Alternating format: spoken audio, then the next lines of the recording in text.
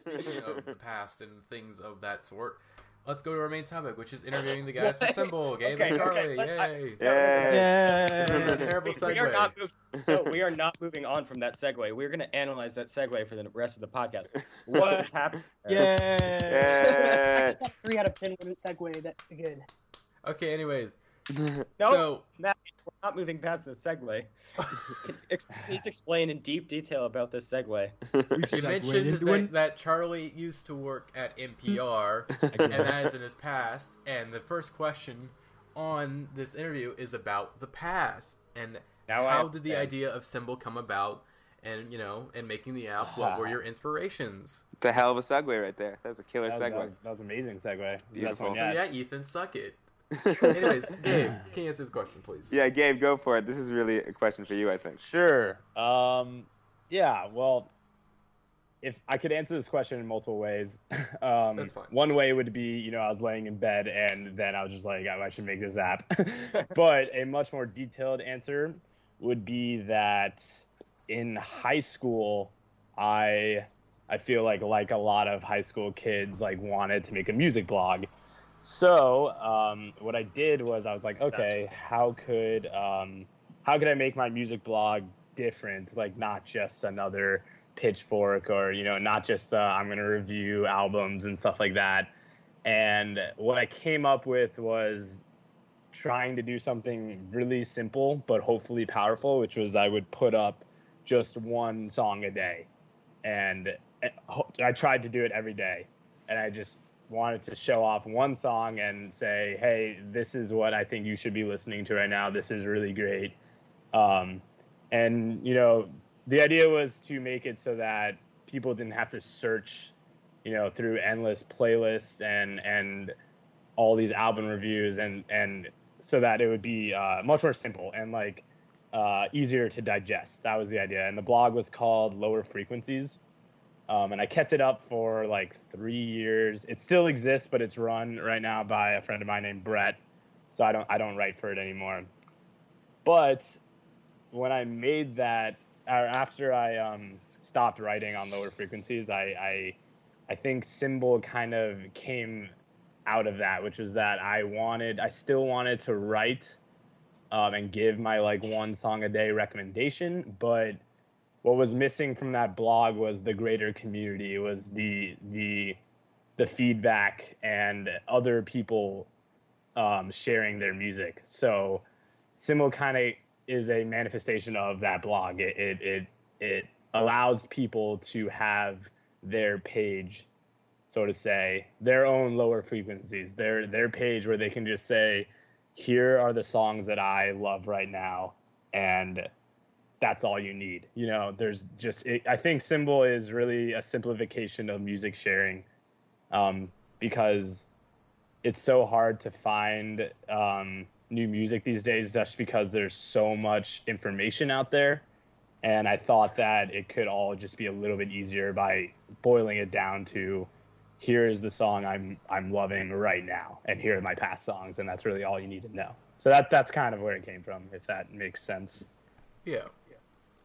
So nice. And so your inspirations were the blog. I think in certain ways with recently, if I think everyone's seen the terrible launch of the Last FM update. They fell the website. It just was terrible. Woof. I think Cymbal, I think you guys made really good timing on that app. Coincidentally with Last FM kind of going down the drain with this update, where there hasn't been a really good music social network in a long time. I think maybe MySpace was the last one I could think of. Yep. Where a lot of bands got big on MySpace. Well, I thought you were talking about the update. Never mind. Because there was that big attempt at making it into a music social network that completely floundered, except for 5 people and Justin Timberlake. Yeah. So I think Cymbal, to me, if you, once you guys expand, I think it could be a really great social, very good music social network. Because Last FM, it was outdated, and this new update they fucked everything up. Honestly, just everything got fucked up. And Cymbal, so far, I've been using the app for a month or so now. I've just been really enjoying it. Finding new music and just my friend. That's so awesome. Thank you. Yeah, that's so nice to hear. I got my friend on to Cymbal. Shout out to Sam. He'll probably listen to this. What's up, Sam? Hey, Sam. So, and he said he doesn't really do social media because he says he gets addicted to it really easily. And he said he's checking Cymbal like every 10 minutes. That's amazing. So How like, cool is that? yeah. So, this isn't a we didn't write this question down, but it's something I've been thinking about in terms of this interview. But when it comes to Cymbal, the thing that's happening is that you are getting recommendations from your friends, which is kind of your bubble. And generally, I find myself being friends with people who like the same music generally. Not obviously, I'm not just friends with people who like the similar music I do, but that's when I. Okay, let me. That's why we're friends here on the podcast. Yes. Yeah. But okay, this is what I'm trying to say. How do you plan on integrating music from outside your social bubble, the people you already kind of have similar taste to? Like, how do you? Yeah, that's an awesome question, because I think so I think you're hitting on something really important, which is that you can look at the design of Cymbal almost like symbolically, right? Like there's your page, which is the level of what you're into. Then there's the timeline, which is what you're describing, right? Which is people you sort of selected either based on your interest in them personally or your interest in their tastes. And there should be like a third tier, right? Where it's like the world, right? So it's me, people related to me, and then beyond that, but always stay relevant to sort of your interests. And we're like branching into that more and more. Like if you hit the magnifying glass. Oh yeah, I have been looking into this. It's real. I love the new update, by the way. Thank you. Beautiful. That's so cool. We think it makes everything make more sense. Yeah, it definitely does. Not that it was bad before, but now it's even better. Well, I think you always got to be improving. I think that's. But so you hit this button that says recommended, and the thing that it does is it finds people you don't follow whose tastes correlate highly with yours. And that's a fascinating tool, right? Because now you're going to find people who have also posted like Kamasi Washington or Young Thug or whatever. But I do have one comment though, and it is this is not meant to be negative, but what's happening is that when I go into that tab, I get like, because I posted one I always pronounce it wrong, Sufjan song, and one Chelsea Wolfe song, and one Carly Rae Jepsen song. And those were all my recommendations are coming from now, because those are popular artists right now. Right. So like I'm getting to this weird place where like, oh, if I post let's say Mike Kroll, Emperor X, some of these smaller artists, they're not getting these connections. Right. So I think we're gonna make that a lot better, because now it's good, but it could just be so much better. And I think one of the ways we're gonna do it is that we're gonna kind of weigh like smaller artists. Oh, that's awesome. That is like, so cool. Right. So that way, like, if you post some random band that no one knows, and there happens to be that one person that also posts that band, like that should be more of a recommendation than the other person that like posted Carly Rae Jepsen, right? Right. That tells you more about that person individually. That is the perfect answer to my question. That I could not have thought of a better answer. There are like some technical things that we have to do to make that happen, but the recommendation section I know could be so much more like on point, and I think that we wanted to get the feature out there because we like thought it was unique and cool, but as time goes on, we're gonna make it a lot better.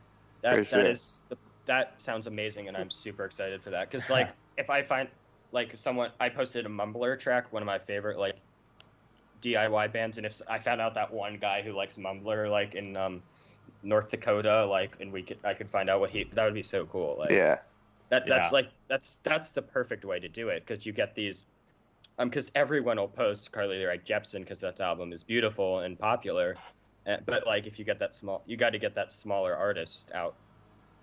That's okay. Right. I like that a lot. Awesome. Yeah, I have a question now. One thing I think that's pretty much like an obvious way to grow your company for the app is for you to get celebrities and other artists to be users. Is there anything you're doing to like get bigger names on the app? Yeah, totally. Perfect question for Charlie. Yeah. So the answer is totally yes, because I think that you can sort of think about growing an app like Cymbal like in two ways. Way number one is you do like a lot of press or something like that. You get a lot of attention, and then you get a whole bunch of people on the app. But the problem with that is that if you can add a whole lot of people sort of quickly, but then like it's exactly the thing you're talking about. If the people you're interested aren't on it, if there aren't great bands, or if your friends aren't on it, or none of that, then there's no content for you, and then you never come back. Which is why sort of like our initial focus on the app has not been to like make it like this behemoth, but to make it like we hope the best community in music, to make it the best place on the internet to discover and share new music. So the way we're sort of going about getting bands on the app is it's kind of half an outreach situation, where we're talking to labels and saying, look, this is like kind of an incredible way to get directly from the music to the fans, and part of it has been kind of like a no work situation, which has been pretty cool. We get reached out to a fair amount by labels or by artists who just sort of recognize that this is a useful thing. This kind of awesome thing happened on Friday where we didn't get in contact with anybody, but the band You Blew It. You know the band You Blew It? I've heard of them. The emo band? Yeah, the emo band. They're kind of great. They just like no warning really. They just sort of hopped on the app and like started copying tweets. Sorry, copying symbols into their Twitter. So it's kind of a fascinating thing that people are sort of discovering Cymbal as a tool unto itself. It's a combination of those two things, definitely. And you've really already got some really cool people. Like you got Fiddler, Level Up, which is a great band. Domino Records. A bunch of record labels, like Run for Cover. What's the other one? But they're still all very niche, though. Like, just because it's so. And you got the Needle Drop. You got Here Lies Music. Yeah, Chloe's Grace Moretz, but I haven't seen her post in a long time. Which was going to tie into a question I was going to ask. I was going to ask about that too. That was the next person I was going to mention. Like, how the hell did that happen? That is such an insane story. Well, I mean, it's like not even a story. It's like we woke up one morning and she was just on the app. She did not contact us. She just started posting stuff to her Twitter. And for us, we're freaking out, because like her Twitter is like 1.5 million people. Yeah. So all of a sudden that was totally wild. And it's super cool because I've always liked her as an actress, like in Hugo and some other stuff. And I was like, oh, but she also has really cool music taste. Like, doesn't she have great taste? Awesome. Yeah. I was going to mention that she hasn't posted in a while. I think the last thing she posted was a song from Doris. I was going to mention what that was like. Okay, if you do want to I guess advice, I guess I'm not sure if it's a question. It's like if you're going to get artists and you're going to get labels on here, you got to make sure that they are going to consistently post. It's like you got to make sure they're going to be active users and not just use this as a promotional tool for like a month and then quit it. Totally. It's a really good point, and it's why, for example, we have avoided doing any promotional campaigns, with an artist or something like that, because we know that that's an easy way to get into somebody who's going to use an app for a week and then stop using it. I do have one question about that, because I noticed when when Fiddler's new album came out, it did say on the top, check out Fiddler's thing, which is actually super cool because I love Fiddler. Yeah. I like the new album a lot. But I'm wondering, was that a promotion? What was that exactly? Or was it just hey, you've posted these bands, you will like Fiddler, you should follow them? That's a really good question. So I think that we send those notifications, basically the decision we make around those notifications is we decide to send them when somebody joins the app that we think a lot of people are going to like. Okay. So I mean, obviously, you can't generalize, but when Def Jam joined the app, we thought, okay, a lot of people might be just interested in this. Or NPR has a hip hop podcast that got on the app. That's which is super cool. Which is cool. So we thought, a lot of people might be into this. Okay.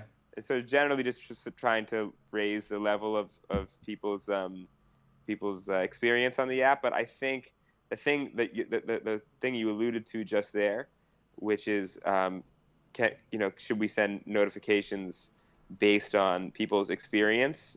I think that would be a very cool thing to do as time goes on, like to sort of learn, okay, these are your preferences, and then when a new user joins the app that you might be kind of into, maybe find a way to tell you about it. That would be cool. But we haven't really figured out how that would work yet. There already are notifications that are helpful, like the ones you were talking about in the Facebook and Twitter friends, and so that's pretty well done, I thought. Oh, thank you. Okay, yeah, we should probably go back to some of the other... we'll continue on the schedule we have on the schedule. So, of course, what are your thoughts so far on some of the reactions to the app? Because so far I've heard nothing but positive reactions to the app. Yeah, like knock on wood. Wow, like it's been like really cool. People are super enthusiastic about it, and I think the other thing that is really amazing about Cymbal, which is partly by design, by trying to keep the community like among hardcore music fans before we focus on like getting regular folks on it, is that the people on the app right now are like really invested in its success. So we get all of this like all these amazing suggestions from people and like really good support requests, and so I don't know, I just feel like not only are the users really good users, and not only do they love the app, but they also they want it to succeed. Yeah, I really definitely cool. feel that. Like even if the app didn't like grow at this point, I do feel like there already is this core community of people who are really passionate about sharing their music, and this is one of the best ways I've found to do that. So like, so you have this passionate fan base, and where they continue to post stuff there, because basically you have people wanting to support the app because they want to share their music and they think it's a good program. So you have this kind of self-supporting fan, because you're like, I want these people to see what I post. So if more people are on the app, more people will see what I post. So it's like the fan base wants you to grow at the same time. Totally. Because this app is this app is For the too good users, of an idea it's to better fail. and better. It's like this app is like it's like the idea is so good, and I want this app to, because I want all my friends on here. Like I want to figure out what they're listening to. I want to get my friends on the new music, because that's been kind of a struggle with me. It's like where like I'm not meeting people who are listening to the same music as I am, and I feel like this app could be a great tool for that. Like, hey, I'm here. Oh, this is what you're listening to. So hey, this is what I'm listening to that you should probably listen to. Are you going to include a dating app with this? Yeah. It's similar so music. It's so funny you say that. we talk about that a lot. We talk about how like Cymbal kind of could be a dating app. I mean, like people are meeting each other through Cymbal, and I think that like there definitely is. Yeah, That's that's so cool. No, I don't know if it's like strangers. Madison. Right. But like there definitely is something to it. I mean, I think that like me personally, I am gonna like someone probably more if they have a similar music taste to me. And I don't know, I think like an amazing integration could be like if you're on Tinder and they're showed their symbol on Tinder. Yes. Like that would be so that'd be so useful, I think. There was this great article I thought in the Consequence of Sound recently that's dating as a music nerd, and I thought it was a really good article, because it's like it's to find people, because when you are meeting people, the definition of music fan is so different depending on person to person. Someone could consider themselves a music fan if they bought Taylor Swift's album and that's it, or like, not that there's anything wrong with that, I'm just saying. And then there's people like us who are on a podcast about music or making an app about music, this is their lives, basically. Like, this is an integral part of their lives. Well, so, like, to have this, like, if someone else likes this obscure band that you do, you'll probably get along in some way. And I think that could, like, yeah, I don't even think it needs to be dating, but the social aspect is definitely an interesting. I'll share a story. Okay. Charlie, Gabe, I'm so glad you're sharing the story. I'm so happy. I didn't want to blow up your spot. You were about to be like, but I really was hoping tell you them would the tell story. I know you were gonna say that. Drum roll. All right, so I'm not gonna go in depth because it's a long story, but basically, I mean, there's I think that, so okay. whatever. I am at the office working on Cymbal, and I get all these notifications from this girl, Samantha Sachs. You can look her up on Cymbal. She has great music taste. Like liking a lot of my cymbals. And like it was like a kind of a joke in the office. I was like, hey, like, who's this girl liking all my cymbals? But basically she like emailed me, and then I emailed her back, and then we just like started talking a lot, like mostly about music. Like I would say, I don't know, like 75% about music. Like I think we talked like, and then I started like Facebook chatting her. This is so embarrassing.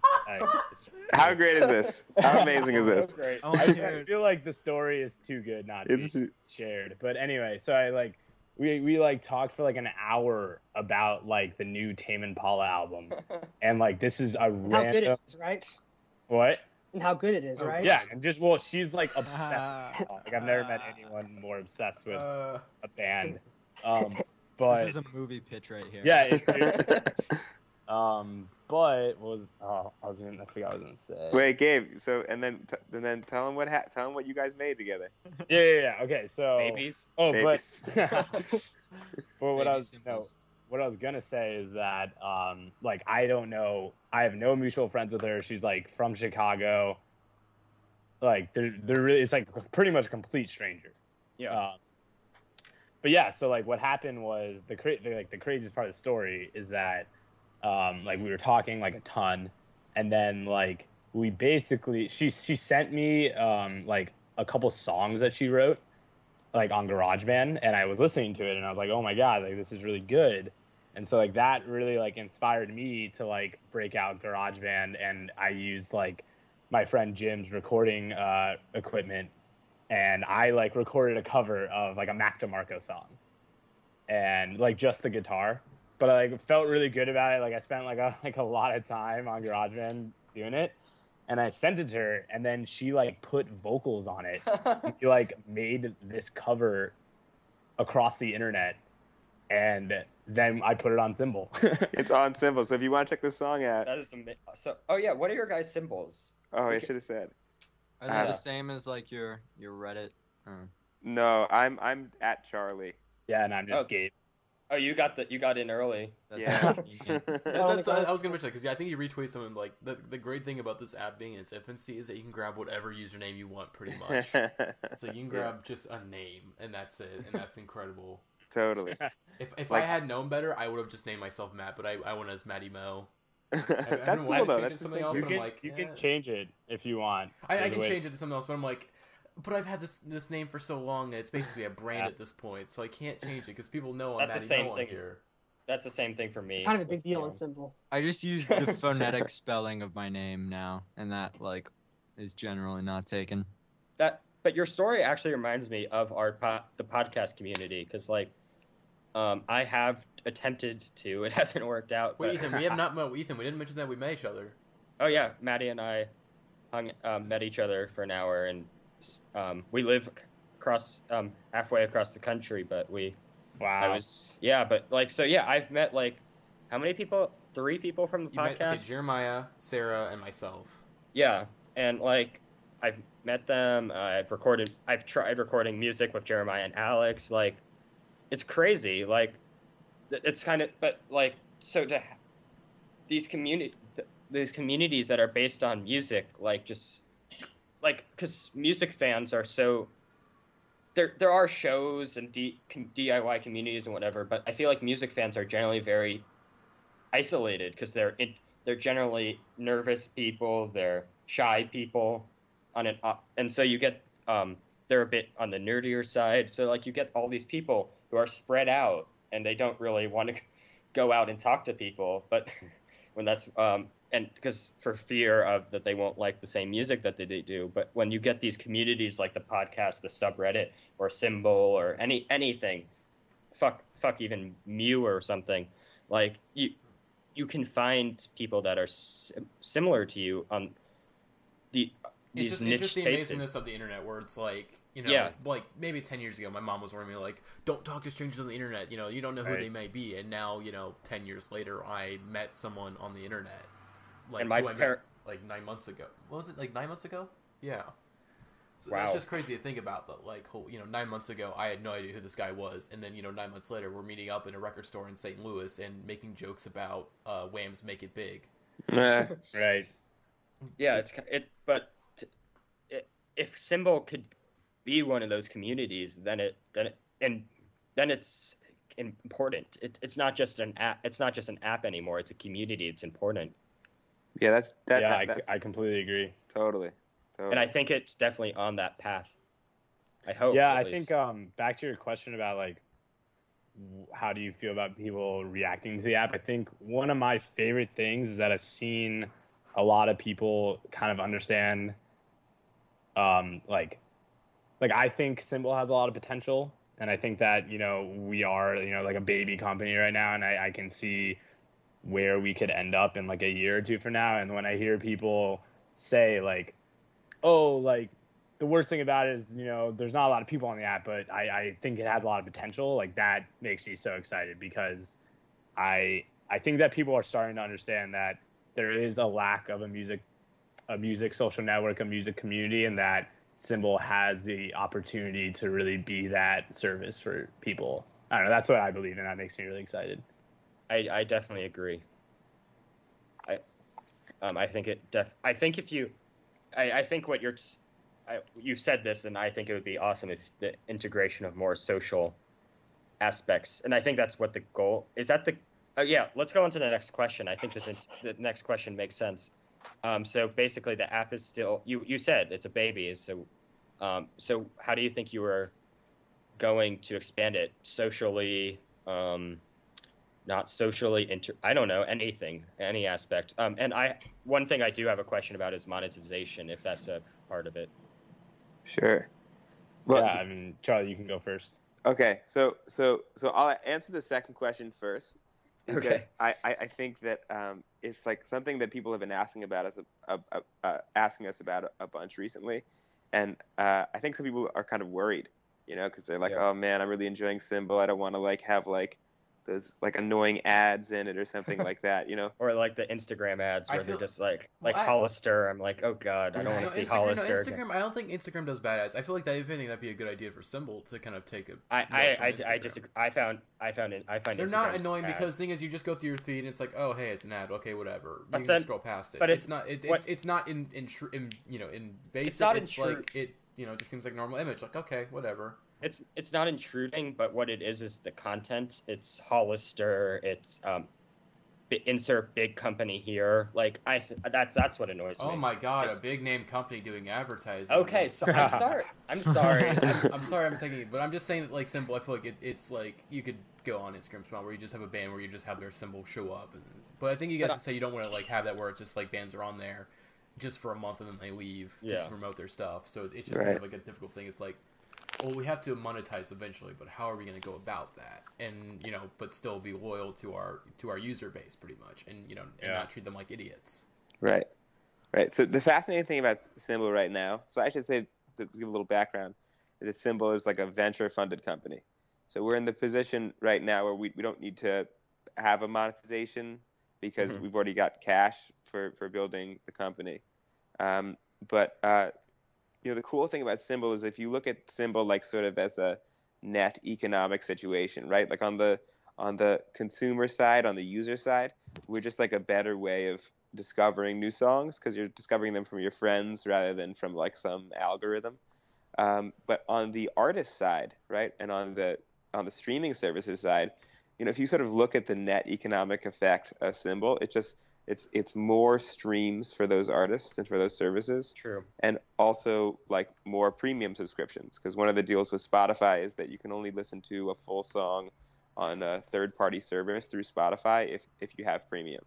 So the cool thing about Cymbal right now is that it's like kind of great for everybody involved, right? It's like it's the artists are getting paid more, the streaming services are getting paid more, the users are having a better experience. Kind of like a rising tide lifts all boats type thing. But you're not getting What if paid I more. like music but hate capitalism, though? I mean, how does that affect me? Right. Like well, me. so this is an important thing, right? So the important thing is to think of, so what is the way that we can create a monetization strategy that maintains that general vibe, the vibe that's kind of like this is actually good for everybody involved. This is not us forcing something down one side of the equation's throat, because I think that's a really easy way to sort of kill a community. So like there's lots of different things that we could try out. Like Cymbal could be like a super great like analytics tool at a premium level for certain services. It could be like, you know, we could change the way that bands promote their own music, you know, or do publicity. There's all kinds of fascinating stuff we can do, but I don't think we'll do anything before we do a whole lot of testing on them. You know, the thing that we need to make sure we do is, you know, roll them out in an experimental way, see what works, see what people like. And then I just think we want to make sure that we never commit to anything that feels like it sullies the experience that I think we're all sort of talking about right now, which is this really kind of fun way to share music with your friends. And on the artist side, for them to release their music directly to their fans. I think that that's something that is hard to do elsewhere on the internet, you know, have an audience organized specifically just sharing music. And we want to make sure we kind of preserve those and don't you know, don't sort of mess up the signal there. Mm-hmm. So that's the sort of answer to the second part of your question, which is that like monetization will come, but we got to do a lot of testing about what works first. Yeah. Okay. So kind of tying into to expansion. So people have been waiting for a while, like the past few months. It's like, so where's the Android version at? So how's that coming along? I guess this question is more for Gabe. So how is the Android version coming along? So we've talked a lot about this in the office about really what the best direction is to go in terms of expanding to other platforms. And what we've kind of leaned towards now is that we think web is maybe more important than expanding to Android, just because people do so much of their listening at work and on their desktop computers. And one, that, I mean, it's important to you know, allow people to use Cymbal during those times, but also if we do web, we kind of give it to the Android community as well, because, you know, everyone uses a computer pretty much. So I think that, you know, we haven't made a great stride on Android, but we have started and made a very good progress on a web player, and I think that's going to come out before Android, and I think people will be really happy. Yeah, I think a web would definitely be more important because just the amount of people on the internet compared to an Android device. Yeah, for sure. And I also think that it allows us, I mean, obviously it's not a perfect solution, but in the short term to sort of fix those compatibility questions, you know? So like if you're, you know, on Android, or for that matter, if you're on a BlackBerry, or if you're on a Windows phone, or if you don't have a smartphone at all, then you'll be able to use Cymbal. And we want to make sure that that's there, you know, that it's a community that's great for everybody. I know neither of you are the graphic designers, but I do have one. I'm curious about how like a web design will look, because you have this very iOS, the squares, and an iOS-centric design. So do you have any idea what direction the interface is heading in? Yeah, I mean, I wish that Mario was here to answer this question. Yeah, if you don't have an answer, that's his like bread and butter. But I mean, I've seen, and we've all seen what the initial designs are looking like, and I think, you know, it definitely is like, it's a serious challenge, and designing for web is so different than designing for an Apple device or an Android device, just because it's mostly because of screen size. Like, you know, when you're designing for an iPhone, you know exactly what you're working with, and when you're designing for web, a browser could be any width. You just have no idea, which is so, like, I feel so bad for Mario. But I think it is, you know, it's gonna stray away a little bit from like the absolutely white and like clean design of our app. I think just for a good reason, not you know, not because I mean, you know, it's because of the way the web works. But I think we're gonna keep a very similar design, if that makes sense. We're trying to replicate it, and we're trying to do it in like an elegant way. Yeah, because one of the things, Instagram's web design, I think, is awful because it's just a clone of the app. But like, you get these other apps that try to do something completely different. So trying to find somewhere in the middle, like sounds like you're trying to do, sounds really good. Right. Yeah, I think one of the things I've seen, the way we're gonna do like search on the web, I'm really excited to see what you guys think about it, because I think it's gonna be beautiful. But Okay. It's funny you mentioned Instagram, because like we talk about Instagram a lot just because everyone tries to compare us to Instagram. But it's interesting. I think that Instagram purposely makes their web not an enjoyable experience. Yeah, I agree. Which is so strange to say, because you would think that they would try to do everything, to make the best experience possible, but they purposely try to force you onto the phone. Yep. And that it all has to do with keeping the user in a very controlled experience, and in a experience where they can take a photo right now, because that's what they want to force the user to do. If that makes sense. Yeah, that makes complete sense. See, that was gonna be. But I don't think we're gonna do that, because I think listening to music on the computer is totally valid and great. Yeah. So the next question would be about the web version, but we already talked about that. So let's see. So have you guys been working to expand beyond Spotify and SoundCloud? That's a really good question. I mean, I think that the answer is that like the long-term vision for Cymbal is to be like the universal listening room. Like maybe you have a friend who's on Rdio, you have another friend who's on Apple Music, you have another friend who is on Spotify, somebody who only listens to stuff on Bandcamp, somebody who only listens to stuff on SoundCloud. Like, so I was going to ask about that, because I think Bandcamp integration would be very, very important for, like, because we were mentioning that, like, it's a tool for new music. Like, Bandcamp, that'd be a very good tool for new music. Bandcamp is awesome. Like, I'm in the band, and like we use Bandcamp all the time. What's your band called? My band's called Millhouse. Okay. They were like a teeny little band. Like, I'm still looking you up. We're like nobody, but we're on Spotify. Pop punk. I'm excited. I just got your Bandcamp. Sick. Awesome. I'm excited. Tell me if you like it. I will. And tell me if you don't like it. Tell me no matter what. Tell me if it sucks. Tell me if it's garbage. So the point is that like we live in this world now where you can like have the same experience as somebody with the same music and like never be close to them. You could be just in a parallel dimension. And so I think the long-term vision for Cymbal is to be like this place where no matter what your streaming service is, you can like come together and like see what your friends are interested in, see what they're listening to. So I mean, right now we're sticking with Spotify and SoundCloud, just mostly because their APIs are amazing, and because a service like Apple Music does not have an open API for us to build on top of yet. Yeah. But I think when we think about where does this company need to go, like what's the community we need to build here, it's compatibility is like it's such an important thing. Yeah. The Bandcamp, it hurts me to talk about them, because they like I want to integrate them so badly, but they don't have an API, and I've emailed the guy who runs Bandcamp and been like, hey, is there any way I could get access to some sort of like private thing, and he just flat response was no. So wait until a year, and then the app grows huge. He's gonna be like, oh damn, I really should have given them the API. maybe. Hopefully, yeah. The Bandcamp's awesome. It's awesome.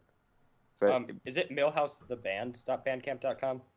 I think it's spelled weird. It's Millhaus. No, that's not him. Oh, like okay, I know. Yeah, we had to spell it differently just because there are weirdly other Millhouse bands out there. I'm not surprised. With the amount of bands. That's him. Okay, thank you. I think. Yeah, there's a lot of bands that go. I know there's a DC band that goes by Paper House in this HUA or HAUS in the same way. No way. Crazy. Yeah. But so I think a good way to end this, if that's where we are, Matty, are we at the end? Yeah, I think we are at the end. Let's see. Is there any other questions I have? Let's see. I have a question to end on whenever. I can't. Yeah, what do you want to end it on, Ethan? Because you're probably doing better than I am for these questions. I mean, considering how I was doing earlier, that's good. But what what now? Like, where does this? What's happening? Soon, later. We didn't really get to the first part of the expansion question. So just like where's it going now? What are the goals, short term and long? Like what's next? Yeah. Like what are you guys going to try to put out next? For sure. So I think that so there's a lot to say there. I think next, like, real big initiative is kind of like we were talking about earlier. Make this community awesome. Make it like this place where it's perfect for, like, small and medium-sized artists and bands and blogs and places just where it's like it's a perfect community for music fanatics to come and express themselves and sort of just like be themselves in the way they think about themselves, which is like through the songs that matter most to them at the moment, and just get more and more fantastic people on it. It doesn't matter if those people are artists that you're interested in or just like people who love music, regular random people who love music. It doesn't matter. Just continuing to grow the community into being this place where you can actually find people who love music before anything else. I think from a product standpoint, I think you should definitely look forward to the web player, which is like not crazy far away by any means. And I think in terms of other stuff, we're going to make kind of a fun announcement about CMJ in the next couple of days. So if anybody who's listening or you guys, who are hosting are coming to CMJ, are going to be in New York City, like definitely keep your eyes peeled because we're going to do something kind of cool. What is CMJ? Yeah, what's CMJ? I'm like, okay, what's So CMJ stands for the College Music Journal. It is this, and it's in addition to being yeah, okay. You know about this, right? Yeah, is this the music marathon? Yeah, the music marathon. Okay, yeah. For sure. So okay. For folks at home who don't know, this is this organization called the College Music Journal, which basically tries to catalog and pay attention to what people in college are listening to. And the thing that they do every year to get a good sense of this is they throw this big multi-day festival all throughout New York City where lots and lots of bands play, and they invite like people from all these different college radio stations down to come check stuff out. And that's super cool. It's really fun, and we're so trying to be a part of it in an interesting way. So look out. Is there anyone you're excited to see at CMJ? I'm looking through the lineup and it's gigantic. It's almost hard to even answer that question because there's so many people. I know it's a lot. I think it's trying to be like South by Southwest sort of, Yeah. And there was some bands that kind of came out of I think didn't Perfect Pussy play this and become bigger because of it? Yeah. I think they were one of the success stories of it. Yeah, this is an amazing lineup. I'm just looking through it right now. But I'll just add on to Charlie there. I think one thing that's cool is that we started Cymbal with a very, very small community, and we had to make it enjoyable to use with 3 of your friends. But now that there is this like budding community on there and people who use it every day, there's all these like potential ideas that are coming up because of the amount of people that are using it. So something like that recommendations tab that is wasn't really possible when we first made the app because we can't recommend people if there's no one using the app, is now possible. And I think that as time goes on, we're coming up with more and more ideas to really use the community and use the fact that people are really only posting their favorite songs to our benefit. And I think that we're really focusing on social aspects of Cymbal, and it's going to get just better and better as time goes on. I think that things like meeting people that you would never have met and talking about music with them we're going to make it a lot easier and more enjoyable and just kind of give you that opportunity and present it to you and hope that people are willing to engage, Hold on, sorry, I just thought of this. Let's see, direct messaging. Are you guys going to ever integrate that into the app? I feel like that would add to some of the more social aspects of it. We've talked a lot about it. It's tricky because we're not Facebook really, because you don't friend somebody So it's a completely open network. It's kind of like Reddit, like Yeah. I don't know. It's tricky. I think that there is a potential for it. But because it's just a completely open community and anyone can message anybody, that involve, there's some complex issues that go along with that. Yeah, but I agree with you in that I think that one thing people think a lot about is like, oh, I just heard this incredible song. Like, I want my friend to check it out. I want to hear what they have to say about it. So one way people are doing that now is just by tagging each other. But it feels like there should be like a more personal experience with that. So I think it's like it would be totally dope. It would be an awesome thing to have on the app. But yeah, as Gabe is saying, there's sort of just like you got to be careful with it. You got to make sure that the people you can receive messages from are the people that you want to receive messages from. Yeah. So, but for sure, I think as a concept, it's like an awesome concept. Yeah, for sure. I mean, I would use it. Yeah, I would use it all the time. So yeah, I'm excited for the future of Cymbal. That's so cool. Us too. Thank you guys. Yeah, thank you, and thanks so much for having us. This is the first podcast I've ever been on, so it feels nice. Really cool. You're doing great. You guys are great, by the way, on the podcast. But thank you guys for coming. Talking about the app. By the way, Cymbal, please download the app. It is free on the App Store right now on iOS. It's seriously great. It's a great tool for finding music. Great tool to show your friends like, hey, this is what I'm listening to. It's a great place to find people with similar music taste. It's just like it's an app that's like, why now? Like, why was this just made now? This should have been made years ago. Yeah, so cool. Do we want to give our Cymbal names real quick before we? Oh yeah, that would be good. Yeah, but you guys start. I guess. I'm Charlie. I don't know if someone tuned in halfway through the podcast, as people do. Right. So I'm Matty Mo. I'm Eon997, conveniently enough. I'm Will for Thrill. I'm my name, but it's spelled phonetically, so it's like Joe, Joe, Sigh, UH. So yeah, thanks you guys for listening to the podcast this week. The song of the week is "God Bless the USA," which is the 9/11 Dance Footwork Group remix. No, wait. We did not agree on this before. No. Tell me, guys, we can hear the song. What? No, Matty, what are you doing? Song of the week this week is "God Bless the USA." No. 9/11 Dance Footwork Group. The song of the week popularized by Mega 64. Hope you guys enjoy this week's podcast. The song of the week is Anarchy. The song of the week is the new Chromatics track. It's free on the internet, so I feel okay doing that. I'm the podcast host. All My gonna rules yell out our song bye, of the guys. week. Say bye, everyone. Bye. I refuse. 2 airplanes have crashed into the World Trade Center